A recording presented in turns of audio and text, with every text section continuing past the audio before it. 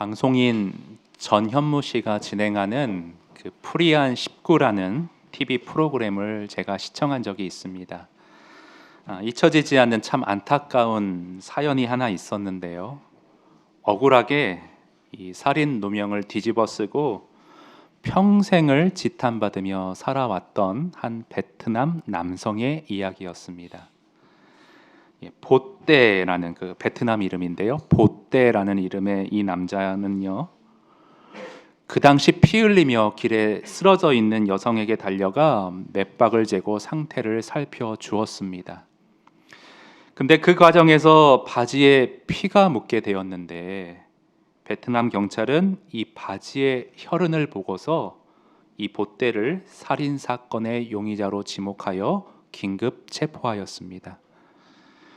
다행히도 증거 불충분으로 곧 풀려나게 되었지만 문제는 이후에도 계속 용의선상에 그의 이름이 올라가 있었다는 겁니다. 그래서인지 주변 사람들과 이웃들은요, 이 보떼를 좋지 않은, 곱지 않은 시선으로 마치 살인자 대하듯 취급을 했습니다. 그러던 중에 죽은 여성의 피해자 아들이 이 사건의 범인을 잡고자 끈질기게 추적한 결과 친척에 의한 살인이었다는 사실이 드러났습니다. 근데 기가 막힌 건 세월이 너무 많이 흘렀기 때문에 이 범인이 밝혀졌으나 공소시효 만료로 아무런 법적 처벌을 받지 않았다는 겁니다. 반면 아무 죄 없던 보떼는요, 살인자라는 누명을 따가운 시선으로 떠안고서 억울한 화병으로 그만 세상을 일찍 떠나고 말았습니다. 참 속이 얹혀진 것 같은 답답하고 안타깝고 화가 나는 일이라 할 수가 있는데요. 그런데요, 여러분, 오늘 본문에서도 요셉이 이와 같은 속이 터질 것만 같은 억울한 상황을 직면했음을 우리가 볼 수 있습니다. 7절을 한번 보시면요, 39장 7절 보시면 그 후에 그의 주인의 아내가 보디발이란 사람의 아내인데 요셉에게 눈짓을 했어요. 추파를 던졌어요. 그러고서 요청하기를 나와 동침하자. 근데 거기 위쪽에 6절에 보시면 끝부분에 이 요셉이 용모가 남자인데도 빼어나고 아름다웠다 표현하고 있습니다. 참 그 꽃미남이었던 것 같아요. 그리고 이때 요셉의 나이가 20대 초반에서 중반을 지나고 있었던 것으로 보입니다. 어떻게 알 수 있냐 하면 창세기 41장에 가보면 화면에 준비했어요. 요셉이 애굽 왕 바로 앞에 설 때의 나이가 몇 살이라고요? 30살. 자, 이제 수학을 좀 해봐야 되는데 산수죠. 이 30이라는 숫자에서 요셉이 노예로 팔려왔을 때 17세. 자, 빼고 감옥에 갇힌 기간 3년을 빼면 딱 10년이라는 숫자가 떨어집니다. 그러니까 17세부터 27세까지 그 10년의 기간을 보디발의 집에 있었던 거예요. 20대 초반과 중반을 다 거기서 보냈죠. 근데 뭐 여러분, 남자나 여자나 다 비슷한데 그 20대 그 청춘의 나이가 가장 꽃다운 나이 아닙니까? 저도 한번 사진을 가져와 봤는데요. 이 20대 턱선이 살아 있잖아요. 그런데 뭐를 맞았는지 저렇게 40대에 턱선이 없어졌습니다. 결혼하고 15kg가 쪘어요. 이제 내줘주세요. 네, 민망합니다. 네네. 그러니까 사람은 누구나 이렇게 청년 시절에 가장 활짝 피게 마련인데 거기다가 요셉은 외모까지 잘생겼으니까 이 주인의 아내가 조금 추파를 던지며 흑심을 품었겠죠. 근데 그 정도가 너무 심했어요. 여러분 10절 보시면 날마다 때마다 심하다 계속 손짓 눈짓 동원해가며 요셉을 유혹했던 것으로 보입니다. 네, 어느 날 기회가 찾아왔어요. 집에 남편도 없고 종들도 없고 아무도 없는 거예요. 그래서 이때다 싶어서 이 부인은 요셉의 옷을 확 낚아채면서 12절 한번 보시겠습니다. 그 여인이 그의 옷을 잡고 이르되 나와 동침하자. 자, 어떻게 대처했죠? 그러나 요셉은 자기의 옷을 그 여인 손에 버려두고 밖으로 도망을 쳤습니다. 잘 아시겠지만 이 청년 시절의 성적인 유혹이라는 것은 뭐 이렇게 잘 설득하거나 이성적으로 정리해서 뭐 되는 상황은 아닌 것 같고, 일단 피하고 보는 게 상책이었던 걸 요셉이 알았던 것 같아요. 근데 문제는요, 이를 아주 괘씸하게 여긴 오늘의 빌런 그 미세스 보디발, 소리를 질러대면서 저 히브리 종이 나를 겁탈하려 했다고 감히 여기저기 그렇게 막 소문을 거짓으로 내고 다녔던 것으로 보입니다. 그리고 남편에게는 악어의 눈물까지 보이는 혼신의 연기로 이 남편이 화를 주체할 수 없게끔 충동질시켜 요셉을 난처하게 만들고자 했죠. 그래서 실제 요셉은 하루아침에 강간 미수범이 되어 감옥살이를 시작했습니다. 자, 감옥에서 옥살이를 시작하게 되었을 때 트라우마가 살아나지 않았을까요? 10년 전 형들이 구덩이에 던졌던 그때의 공포감, 억울함. 그런데 감옥 속에서 이 가슴을 쓸어내리며 한탄했을 법한 그런 상황인데, 그런데 오늘 본문은 요셉의 그런 심경에 대해 아무런 언급을 하지 않습니다. 여러분, 성경이 물론 모든 걸 다 상세히 기록해 놓는 건 아니에요. 그러나 아무리 그래도 주요 인물에 대한 그 감정선이나 중요한 신경 같은 거는 꼭 기록을 해 놓습니다. 지지난 시간 보면 뭐 예를 들어서 이런 거예요. 꿈 사건 이후에 형들이 요셉을 더욱 미워하였더라. 아주 정확하게 기록하고 있고, 야곱도 아들의 꿈 얘기를 그의 마음속에 간직해 두었더라. 중요한 포인트는 꼭 기록을 해둡니다. 그런데 지금 억울함으로 감옥 안에서 몸서리 쳤을 법한 요셉의 그 마음 상태라든지 그가 겪을 법한 괴로움의 한탄에 대해서는 일절 언급하지 않습니다. 이건 어떻게 풀이해야 되냐? 요셉이 감당기 힘든 그 억울한 상황 속에서도 믿음으로 요동치 않았다는 것으로 풀이할 수가 있는 것입니다. 여러분, 근데 이게 쉬운 일이 결코 아니에요. 이게 글로 읽으면 잘 실감이 안 나는데, 그러지 마시고 내 일로, 내 자녀의 일로 한번 감정을 이입해서 들여다보시기 바랍니다. 노예로 팔려와서 얼마나 비참했습니까? 서러웠습니까? 근데 마음 다 잡고 한번 열심히 일해본 거예요. 정직하게, 성실하게 무려 10년이라는 세월을, 청춘을 다 바쳐서 일했는데 돌아온 보상이라는 게 뭐예요? 감옥살이, 강간 미수범이라는 오명. 야, 내 인생은 진짜 안 풀리는구나. 하나님은 뭐 하시는 건가? 원망할 수 있었잖아요.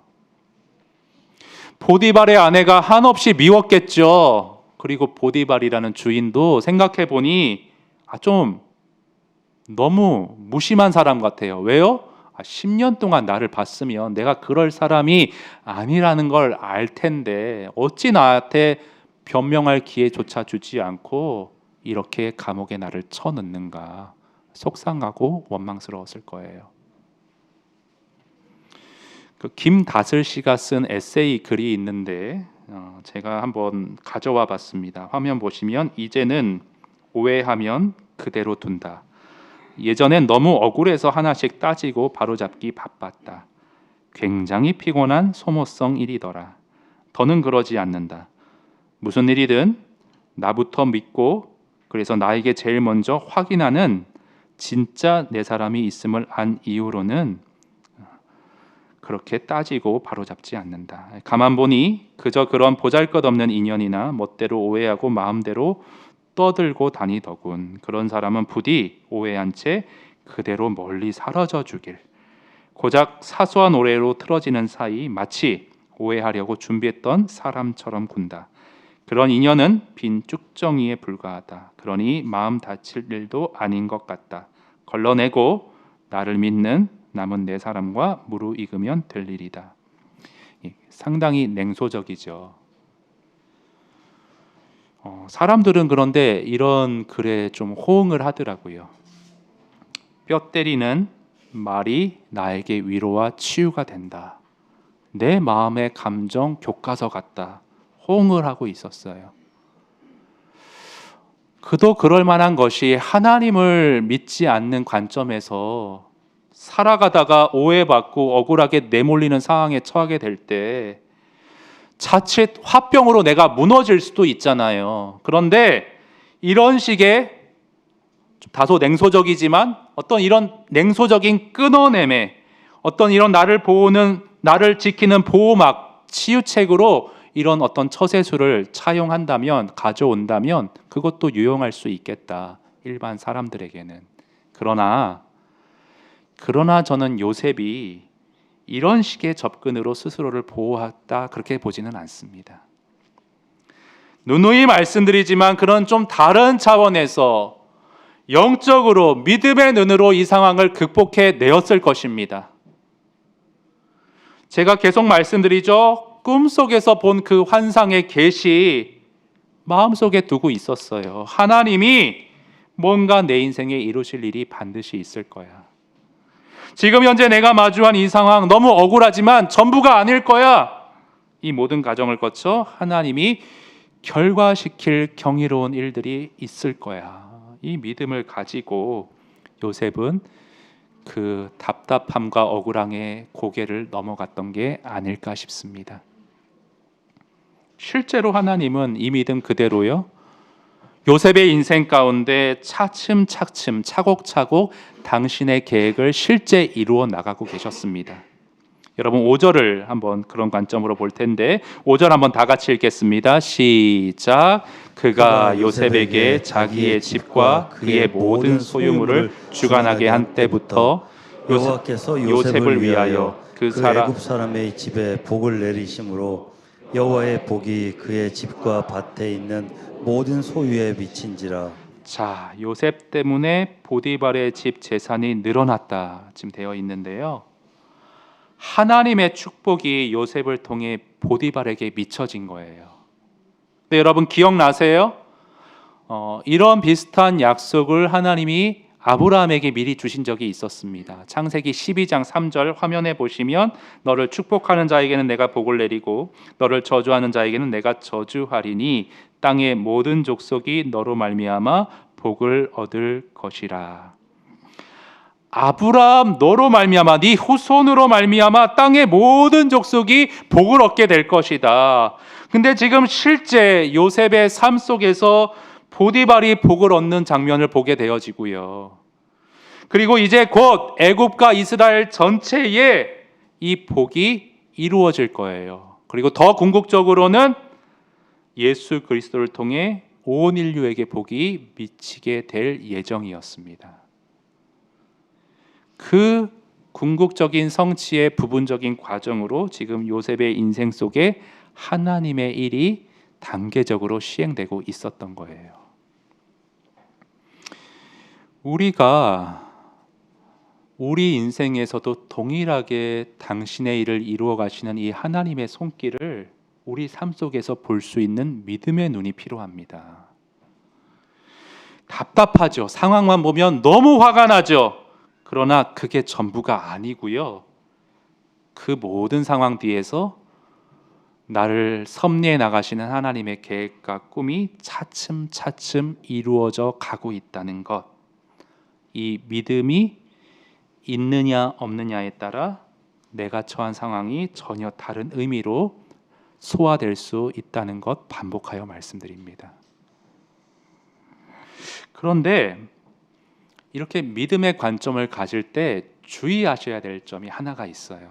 제가 지난 시간에 이걸 말씀드리려고 하다가 너무 설교가 길어질 것 같아서 제가 오늘 이걸 좀 언급을 드리는데 조금 복잡할 수 있지만 신학적으로 잘 정리해 두면 내 신앙에 굉장히 유익할 것으로 압니다. 뭐냐면 제가 요셉 얘기하면서 자꾸 우리 성도님들에게 믿음이 필요합니다. 믿음 가지셔야 합니다.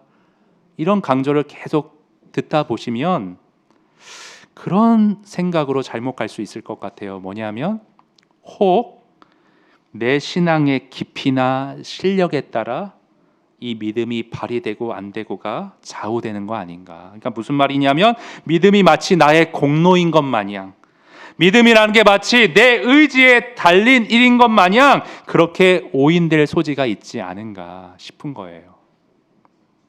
좀 어려울 수 있는데 다시 설명드릴게요. 요셉, 그 당시 요셉 마음 안에 있던 믿음 뭐였습니까? 하나님이 주체적으로 당신의 일을 내 삶 가운데 이루실 것이다. 근데 여러분, 이 믿음은 요셉이 뭐 특출나거나 뭘 잘해서 얻어진 게 아니에요.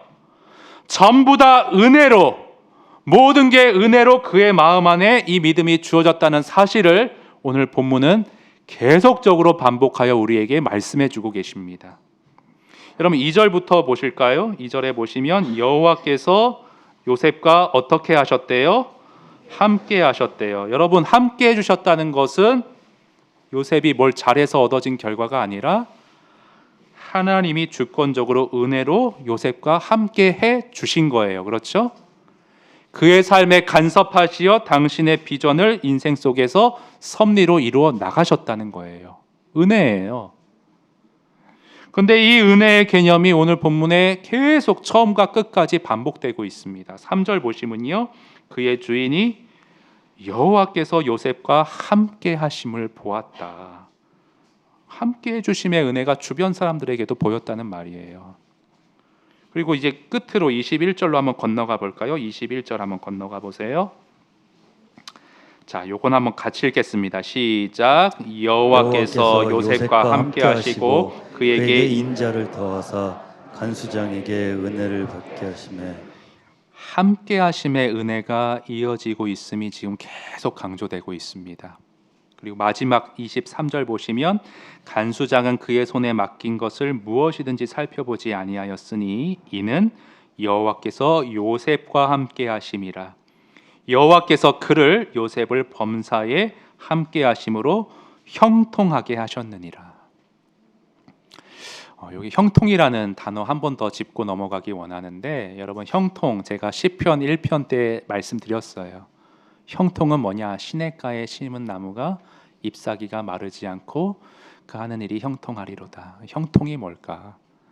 지금 요셉의 상황을 보면 절대 형통한 상황은 아니에요. 노예로 팔려왔고 누명 써서 감옥살이 했는데 뭔 형통입니까? 성경에서의 형통은 우리가 흔히 생각하듯 나쁜 일이나 어떤 억울한 일 전혀 안 당하는 것, 그런 형통이 아니고요. 성경에서의 형통은 억울하던 기쁘던 슬프던 그 모든 순간에 하나님이 함께 하셔서 결국 그 속에서도 하나님의 뜻, 하나님의 비전을 이루어 가신다는 것, 이게 성경에서 말씀하시는 형통이에요. 다시 말씀드리지만 이 형통은 하나님이 은혜로 요셉과 함께 해주심으로 그래서 결과되었던 겁니다. 하지만 여기서 우리가 주의할 점이 있는데, 하나님이 주권적으로 은혜로 당신의 일을 이루어 나가시지만, 그러나 믿음이라는 수단을 통해 하나님은 그 일을 우리 안에 이루신다는 걸 유념해야 합니다. 믿음을 통해서 하나님은 일을 이루세요. 근데 성경을 자세히 보시면 이 믿음도요, 역시 우리에게 은혜로 주어진 것을 우리가 볼 수 있습니다. 여러분 유명한 말씀이 있죠. 에베소서 2장 8절인데요. 한번 합독해 보겠습니다. 시작. 너희는 그 은혜에 의하여 믿음으로 말미암아 구원을 받았으니 이것은 너희에게서 난 것이 아니요 하나님의 선물이라. 자, 믿음으로 우리가 구원을 얻는데 이 믿음이 어디에 의해서 왔대요? 뭐에 의해서? 은혜에 의해서. 은혜로 주어졌대요. 그래서 선물이란 표현이 쓰이잖아요. 은혜니까.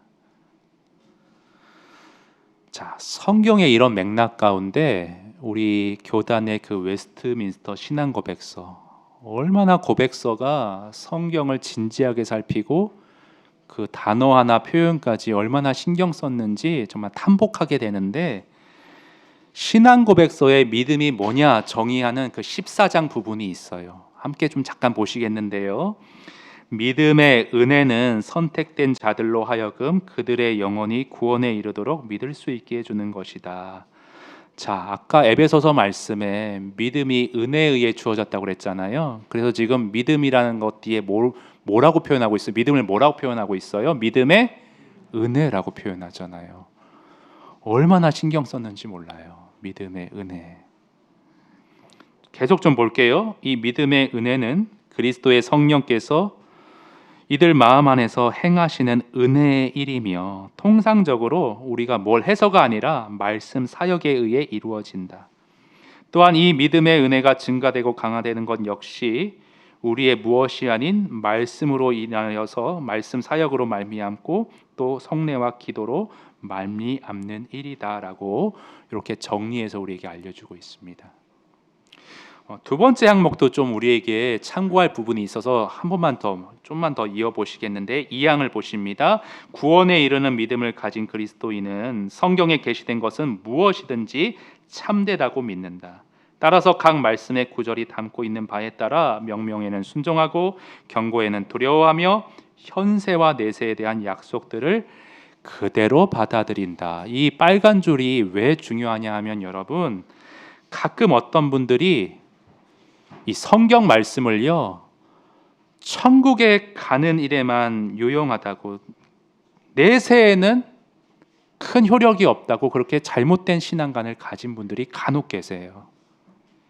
목사님, 제가 구원의 확신이 있고 천국에 대한 소망도 있는데요, 그건 그거고 지금 현재 내 삶은 너무 어렵습니다.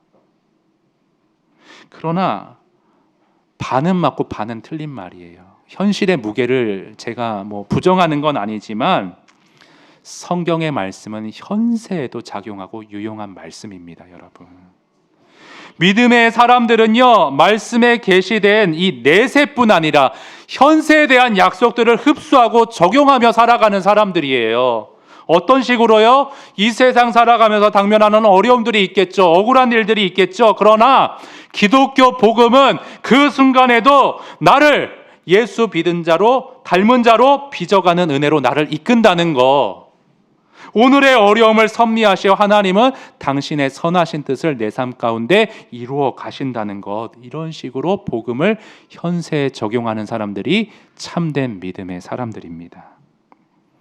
나머지 진술마저 보고 끝낼게요. 이러한 믿음을 가진 그리스도인의 주요 활동은 그리스도만을 인정하고 영접하며 그에게만 안식합니다. 그에게서만 안식합니다.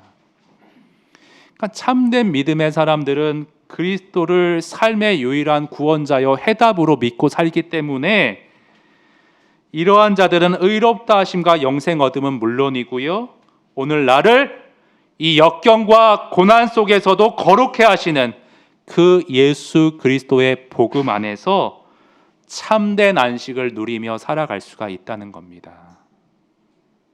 그래요, 여러분, 기독교 복음에 대한 믿음은요, 저 천국 내세만을 위한 게 절대 아니고요, 저와 여러분이 믿는 복음은 바로 오늘 내가 살아가는 현실을 위한 것임을 여러분 잊지 마시기 바랍니다. 그래서 우리는 오늘 이 시간 말씀과 기도를 통해 이러한 믿음을 은혜 가운데 좀 증진시켜 갔으면 좋겠어요. 그래서 여러분에게 그 복음의 눈, 믿음의 눈을 가지고 여러분이 내가 당면한 오늘의 상황과 현실을 하나님의 관점으로 바로 해석할 수 있는 그러한 능력들이 신장되었으면 좋겠어요. 여러분, 우리가 상황을 보는 눈이 달라지면요, 내가 처한 현실도 달라지게 마련입니다. 중요해서 한 번만 더 말씀드릴게요. 상황을 보는 눈이 달라지면 내가 처한 현실이 달라져요. 사진 한 장 보겠는데요. 여러분, 이 사진 보면 어떤 느낌이 드세요? 지금 소녀의 감정이 뭘까요? 어떤 것 같으세요? 두려움, 공포감, 불안, 이런 게 좀 느껴지죠. 이 사진의 배경은 1984년 소련이 아프가니스탄을 침공했을 때 난민촌에서 찍은 사진이에요. 그래서 사진 기자가 이 사진을 찍고 그 내셔널 지오그래픽에 이렇게 제목을 달았어요. 공포에 질린 눈동자가 아프가니스탄 난민들이 느끼는 불안을 보여주고 있다. 그래서 사람들은 이 소년의 녹색 눈동자에 드리워진 불안과 공포감을 그대로 공감하며 이 사태의 심각성을 좀 세계적으로 인식하게 되었습니다. 근데 재미난 건 나중에서야 밝혀진 사실인데, 이 사진 속 소녀의 눈동자에 드리워진 공포와 불안이 소련 침공 때문이 아니었다는 게 나중에 드러났어요. 어떻게 된 거냐면 17년 만에 특별 취재팀을 구성을 해서 거기 아프가니스탄에 파견을 했고, 이 소년을 찾아내서 인터뷰를 했는데, 그때 왜 이런 표정을 지었냐 하면 이슬람 문화거든요. 얼굴을 여자들은 가리고 다녀요. 근데 얼굴을 가리는 천을 내리고 낯선 남자와 갑자기 마주한 그 당혹감과 수치감, 그러니까 굉장히 얼굴을 드러내는 걸 그 문화에서는 내 개인적인 사적인 뭔가를 이렇게 영역을 침범당한 일로 수치감을 느낍니다. 그 수치감에 당혹스러움에 너무 불안한 감정이 드리워진 것뿐인데, 이 기자도 그렇고 이 기자의 사진을 본 사람들은 완전히 다른 상상을 했던 것이죠. 자, 이 부분을 놓고 사진 기자가 이런 말을 했어요. 오늘 좀 인용구가 많은데 화면 잠깐 보십니다. 이렇게 잘못 이해한 것은 소녀의 잘못도 우리의 잘못도 아닙니다. 사진의 고유한 특성 중 하나인 사진의 모호성 때문입니다. 사진은 사진가가 보여주고자 하는 의도와 전혀 다른 방식으로 해석되고 사용될 수도 있다는 의미입니다. 또한 보는 사람 개개인의 생각과 감정, 배경 지식, 그리고 그 사진을 보는 이들이 살고 있는 시대와 장소에 따라서 같은 사진이 다른 방식으로 내용으로 이해되고 받아들여질 수 있다는 겁니다. 자, 이렇게 여러 방식과 내용으로 각기 받아들여지는 사진의 모호성. 그런데 여러분, 우리 삶과 일상도 마찬가지예요. 저와 여러분이 살아가는 일상에는 여러 사건들이 있죠. 많은 순간을 내 마음의 사진기로 담아낼 수 있습니다. 근데 그 순간들은 다 해석의 모호성과 다양성을 가지고 있다는 거예요.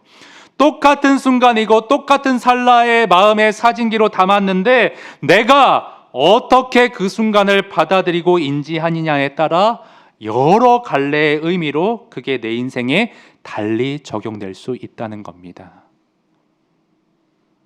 여러분, 현재 억울한 상황을 지금 순간을 지나고 계신 분이 계실지 모르겠어요. 본의 아니게 일이 계속 꼬이는 것만 같은 답답한 순간을 지나고 계신 분들이 혹 계실지 모르겠어요. 충격적인 일로 죽음과 병마와 사고 등의 그런 일들로 평생을 트라우마에 사로잡혀 사는 건 아닌가 불안함을 느끼시는 분들이 계실지 모르겠고요. 우리 순자님들이 다락방 모임 하시면서 순원들에 대한 상황을 저한테 지난주에 쭉 나눠주셨는데 지금 다락방 참여 인원이 100명밖에 안 되거든요.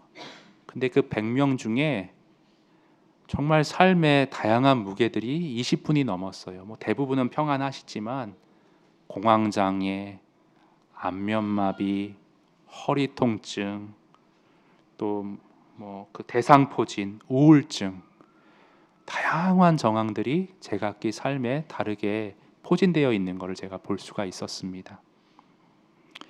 죄가 있는 세상이니까 예수 믿는 신앙 가지고 있어도 우리가 이런 순간들을 통과하는 일들이 누구라서 이 길을 다 피할 수가 있겠습니까?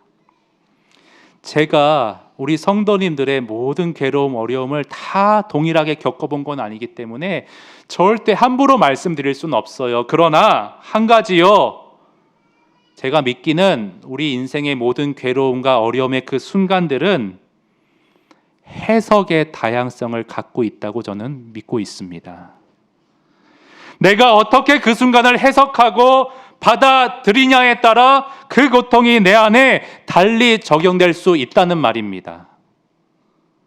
그 괴로움의 순간을 일반적인 세상의 집착과 번뇌의 렌즈로 담아내느냐, 아니면 오늘 현세에도 믿음 가운데 역사하는 복음의 렌즈로 그 순간을 담아내느냐, 거기에 따라 우리는 오늘 전혀 다른 인생을 살아갈 수가 있습니다. 요셉은 억울하고 화병 날 수밖에 없는 그 상황이 주님의 뜻이 이루어져 가는, 주님이 진행하시는 형통이 이루어지는 과정이라는 사실을 처음에는 물론 흐릿했지만 나중에는 아주 또렷하게 알게 되었습니다. 아, 내가 겪은 모든 과정이 한순간도 헛된 순간이 없었구나. 처음에는 이게 아주 흐릿했지만 나중에는 또렷이 알게 되었는데요. 여러분, 오늘 본문 곳곳에는요, 이러한 사실이 곳곳에 드러나 있습니다. 여러분, 우선 1절부터 보시면요, 보디발이 그 직위가 뭐였냐면 친위 대장이었다고 본문에 나와 있어요. 39장 1절에 친위 대장. 오늘날로 말하면 사성 장군, 국방부 장관 정도의 직급이었습니다. 자, 그런데 요셉이 이런 고위 공무원 집에서 지내는 동안요, 총리가 됐을 때 갖춰야 할 애국 문화, 고위직의 어떤 귀족 문화를 자연스럽게 몸에 익힐 수 있었어요. 양떼만 치다가 하루아침에 총리 됐으면 어떨까요? 잘 직무를 수행할 수 있었을까요? 하나님은 다 준비시키고 계셨던 거예요.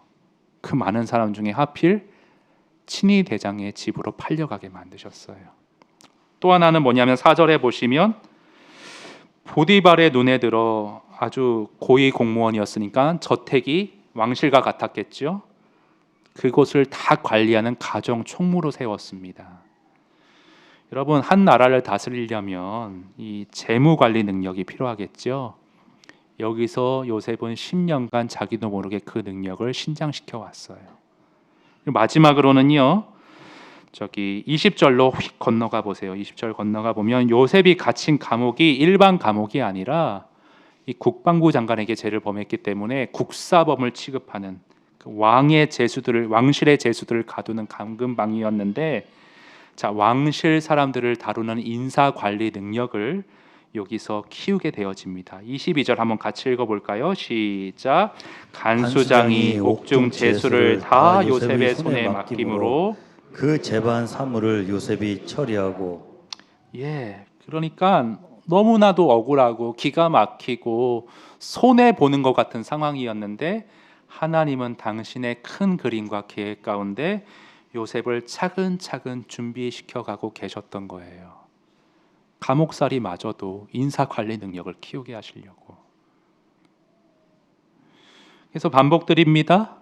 우리 인생은 어떤 관점과 렌즈로 현 상황을 담아내느냐에 따라서 그것이 상처와 쓴뿌리가 될 수도 있고 믿음의 성장과 깊어짐으로 연단될 수도 있습니다, 여러분. 그러면 이해하셨다면 여러분, 오늘 내 삶의 이 진리를 가져와 적용시켜 보기를 원합니다. 여러분은 오늘 지나가는 이 순간을 어떠한 렌즈로 담아내고 계십니까? 믿음의 렌즈입니까? 복음의 렌즈입니까? 아니면 상처와 쓴뿌리의 렌즈로 계속 더 골마가고 계신 건 아닙니까? 한번 돌아보세요.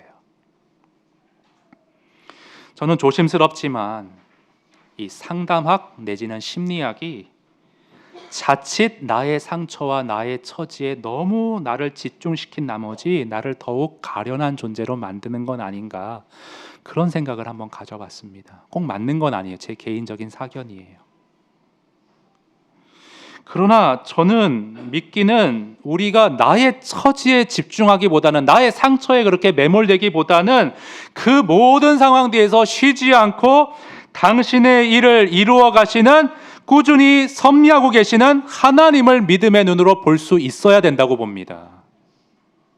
생각해 보세요, 여러분. 예수님은요, 요셉과 참 많이 닮아 계셨어요. 예수님이 이 땅에 오셨을 때 물론 십자가에서 찢기시고 채찍 맞은 못 박힌 그 고통이 너무나 힘들었죠. 그러나 더 힘들었던 건 제가 보기에는 정신적인 고통이었어요. 사람들에게 억울하게 온갖 오해와 조롱 다 받으셨잖아요. 바라바보다도 더 흉악한 죄인 취급받아가면서 손가락질 당하셨잖아요. 생각해 보세요. 만약에 그 상황, 그 처지에 예수님이 빠져들었더라면, 그 상황에 매몰됐더라면 어떻게 되셨을까? 공황장애나 정서 불안에 시달리지 않으셨을까? 배겨낼 수 있었겠습니까? 그런데 예수님 견뎌내셨어요. 어떻게 해요? 우리의 질고를 지고 모든 인생의 슬픔을 대신 지는 이 과정을 통해 저들을 낫게 하고 평화와 구원을 이루어낸다라는 아버지의 비전을 보고 믿음을 가지고 그 과정을 견뎌내셨습니다. 우리는 예수 따라가야 하는 사람들인데 예수님이 앞서 보이신 이 생명의 길, 이 생명의 걸음을 요셉이 가졌던 동일한 믿음의 렌즈, 주님이 가지셨던 동일한 믿음의 관점으로 우리도 잘 통과해 내야 하겠습니다. 그 신학생들 사이에서 아주 유명한 책이 하나 있는데 이재철 목사님이 쓰신 그 비전의 사람. 저는 오늘 설교의 마무리로 이 책의 한 대목을 여러분과 함께 나누고 오늘 마무리를 짓고자 합니다. 화면에 한번 같이 보시겠습니다. 인생이란 하얀 백지 위에 하루하루 색종이로 모자이크를 해 나가는 것과 같습니다. 모자이크를 직접 행하는 예술가 외엔 그 모자이크가 이루려는 최후의 그림이 어떤 구도나 내용인지 처음에는 알 수 없듯이 하나님께서 우리 각자를 통해 이루시려는 당신의 궁극적 비전 역시 우리가 당장은 알 수 없습니다. 그러나 주어진 우리 삶의 현장에서 최선을 다하여 매일의 색종이를 충실히 붙여 가노라면 어느 날 불현듯 완전한 형태의 하나님의 비전을 보게 될 것입니다. 우리 나날의 삶은 하나님의 그 비전을 드러내기 위한 하나님의 모자이크 판인 셈입니다. 비전은 결코 일상의 삶과 괴리되지 않습니다. 하나님을 비전으로 삼은 자는 누구보다 현재 주어진 삶의 현장에 충실해야 합니다. 하나님을 비전으로 삼는 자는 오늘은 곧 내일을 위한 예비라는 사실을 인식하며 사는 자입니다. 하나님께는 나를 통해 이루실 당신의 비전이 있으십니다. 그때가 정확히 언제인지 나는 모르지만 오늘은 그날이 이르기까지 반드시 거쳐야 할 과정이요 오늘의 모든 것이 그날을 위한 예비입니다. 여러분, 제가 지난 시간에 하나님의 큰 계획, 비전, 그 방향성은 크게 보면 한 가지, 우리 하나님의 자녀들이 예수 닮는 것.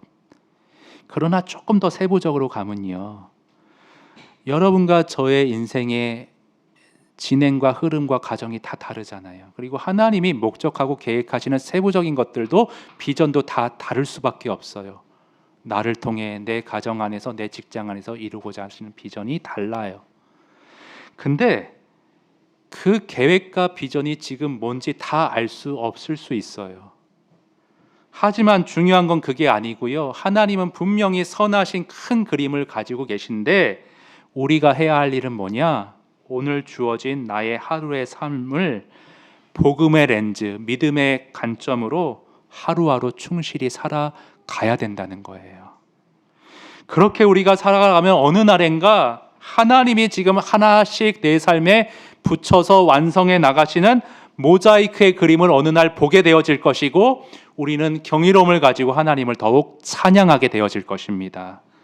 사랑하는 여러분, 우리 인생의 전체 그림을 다 아시는 주님을 신뢰하시고요, 그 신뢰함 가운데 오늘 여러분이 겪어가시는 모든 과정을 연단과 준비의 과정으로 승화시켜 살아가시는 저와 여러분이 되셨으면 좋겠습니다. 이렇게 살아갈 수 있는 믿음의 은혜가 오늘 이 시간 성령 안에서 더욱 증가되고 강화되어질 수 있기를 바랍니다. 우리 함께 찬송하시겠습니다. 상처에 집중하지 말고 그 상한 마음 다 드리고 나의 길 아시는 주님 섭리 믿으며 따라가겠습니다. 연단 받겠습니다. 믿음으로 고백합니다. 주가 보이신 생명의 길 나 주님과 함께 상한 마음을 들이며 주님 앞에 나가리. 나의 의로움이 되신 주 그 이름 예수. 나의 길이 되신 이름 예수. 나의 길 오직 주가 나의 길 오직 그가 하시라니. 나를 달려라 시루에 내가 정금같이 나오리라. 다시 한번 고백합니다. 주가 보이신 주가 보이신 생명의 길 나 주님과 상한 마음을 이제 들이세요. 상한 마음을 들이며 주님 앞에 나가리. 주님 따라가겠습니다. 나의 의로움이 되신 주 그 이름 예수.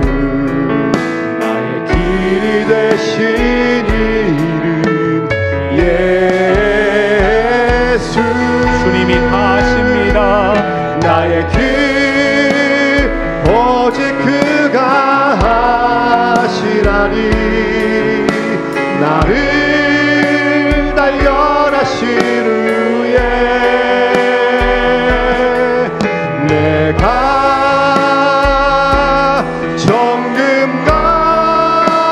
정금같이 믿음으로 고백합니다. 나의 길 주님이 하십니다. 나의 길 오직 주가 하시라니. 떠나신 후에 나를 달려라 시루에 내가 정금같이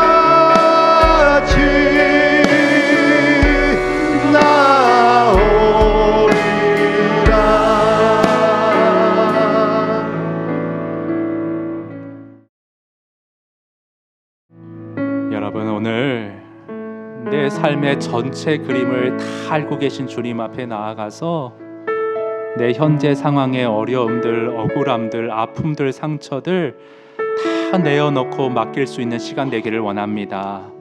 여러분, 여러분의 렌즈로, 여러분의 주관으로, 그저 좁은 식견으로 그렇게 삶을 받아들이며 아등바등 살아오셨습니까? 우리 믿음의 눈을 확장하기를 원합니다. 모든 상황 뒤에서 섭리해 나가고 당신의 뜻을 이루어 가시는 그 주님을 신뢰하며 의지하며 살아가는 우리가 될 수 있기를 원합니다. 성령님, 우리 안에 믿음의 렌즈, 복음의 렌즈를 확장시켜 주시옵소서. 믿음을 우리에게 더하여 주시옵소서. 주님을 신뢰하며 나의 상한 마음을 드리며 주님을 의지하며 살아가는 믿음의 삶 될 수 있도록 주님 저를 인도하여 주시옵소서. 우리 주님 앞에 우리의 어려움들 다 내어놓으며 믿음을 가지고 주를 의뢰하며 함께 기도하겠습니다. 함께 기도드립니다. 하나님 아버지, 우리 성도님들의 사정을 다 아시고 우리 성도님들의 아픔과 상처를 다 아시는 주님 쓰다듬어 주시옵소서. 어루만져 주시옵소서. 저들의 삶 가운데 주님의 은혜와 은혜로 주님 아버지 부어 주시옵소서. 주님은 다 알고 계십니다. 주님은 다 보고 계십니다. 각자의 인생 가운데 이루실 주님의 비전이 하나님 아름다운 그림으로 청사진으로 하나님 이미 설계되어 계십니다. 하나님 전전긍긍하지 말게 하시고 조급해하지 말게 하시고 하나님 아버지 너무 이 상황 가운데 가슴 쓸어내리지 말게 하시고 눈을 들어 주님을 보게 하시고 주님께서 알고 계시다. 주님께서 섭리해 나가고 계시다. 주님이 나를 돕고 계시다는 믿음 가운데 이 어려움들 억울함들 다 이겨내며 승리하며 주님께 영광 돌리는 할아버지 믿음의 사람들 다 될 수 있기를 원합니다. 하나님 아버지 더 믿음의 성장을 이루게 하시고 믿음의 깊이를 이루게 하시고 하나님 오늘 말씀과 기도 가운데 믿음의 심장을 꾀할 수 있는 우리가 될 수 있도록 성령으로 역사하여 주시옵소서. 주님 도와주시옵소서. 우리 삶의 유일한 도움이시고 이유가 되시는 주님을 신뢰하며 찬양합니다. 주님 의뢰합니다. 주님 사랑합니다. 평생을 주님 앞에서 주님 안에서 살아가길 원합니다. 주님 도와주시옵소서.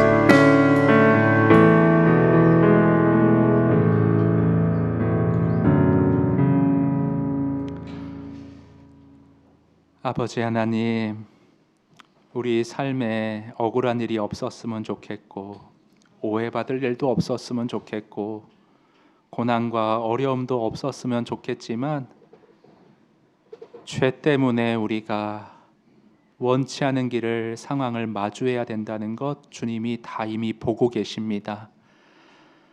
우리 혼자 힘으로 감당하기에 버겁습니다. 더 이상 나를 의지하고 내 좁은 식견으로 상황을 받아들이고 해석하는 어리석음을 이 시간 깨트려 주시옵소서.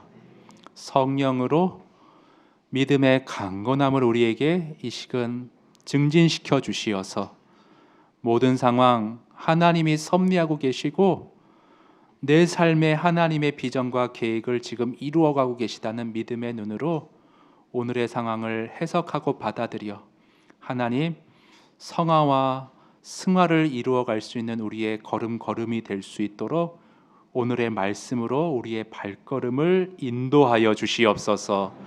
우리 성도님들 여러 상황이 있습니다. 참 없었으면 좋겠는데 하나님 삶의 다양한 무게들이 있습니다. 목자로서 주님 앞에 구하오니 저들 삶의 무게를 좀 줄여주십시오. 하나님 이미 질고를 당하신 주께서 저들의 짐을 대신 져 주십시오. 그리고 믿음을 허락하셔서 이 상황 가운데 나를 다듬고 빚으시는 그 주의 손길을 볼 수 있도록 도와주셔서 더 아름다운 사람으로 이 과정을 통과하고 성숙해 나가는 우리 성도 소리교회 모두가 될 수 있도록 오늘의 말씀으로 축복하여 주시옵소서.